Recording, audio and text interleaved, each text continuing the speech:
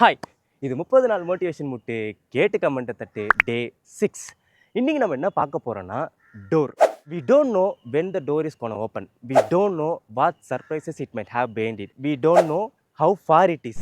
If you don't try each day, if you don't walk towards it each day, it's never gonna open. But if we do so, one day it definitely gonna open. இதுக்கு ஒரு best example சொல்லணும்னா அட்லியை தான் சொல்லணும்.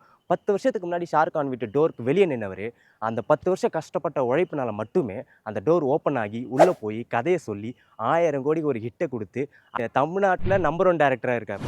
நம்மளோட door open ஆகணும் அப்படின்னா each year counts, each டே counts, each minutes count.